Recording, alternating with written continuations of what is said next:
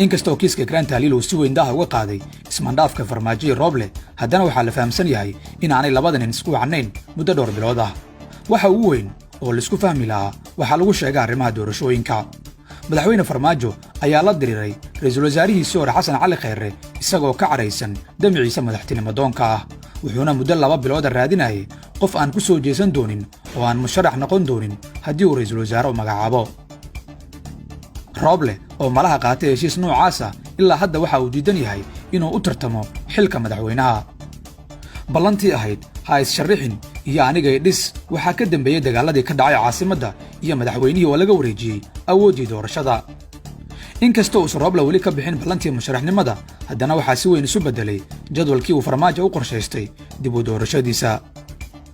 Roble uma muuqan waqti dheer nin raba inuu Farmaajo dakana u galo oo uu doorashada u boobo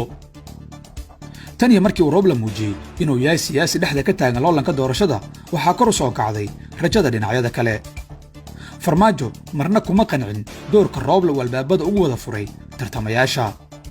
waxay ahayd sunno soo jireena inuu mar walba madaxweynaha xilka haya gacan weyn ku yeesho doorashada laakiin hadda waxaan daawanaynaa mid taas ka duwan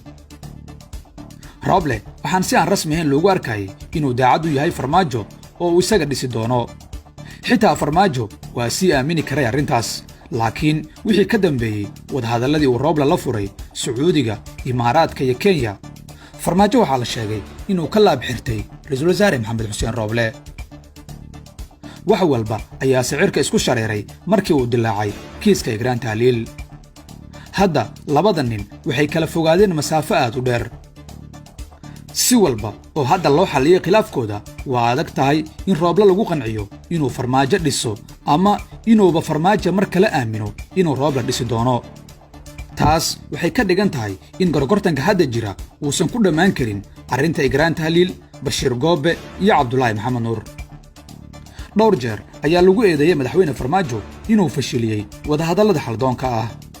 sababtu kaliya ma ahan inuu Fahad Yaasiin difaacayo ee sidoo kale wuxuu Farmaajo xoogga saarayaa inuu gacanta dib ula galo maamulka doorashada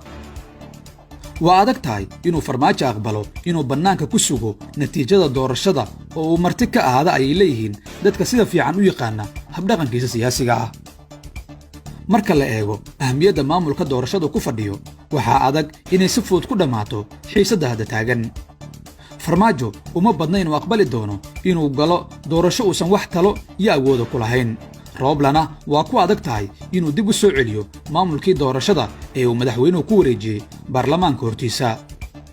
sidoo kale saamilayda kale ee siyaasadda ayaa iyagana la aaminsan yahay inay ka hor imaan doonaan in mar kale la bedelo hab maamulka doorashada tani waxay ka dhigan tahay inaan si fudud loogu gudbi doonin xiisadda labada nin kooxda madaxweyne Farmaajo waxay sheegayaan inay u sawiran tahay natiijo guuldarro ah haddii ay galaan doorasho uu Roble maamulayo iyadoo la wada og yahay wixii dhex maray muddooyinkii la soo dhaafay waxay aaminsan yihiin inay qasab tahay inay miiska maamulka doorashada dib ugu soo laabtaan maxay kula tahay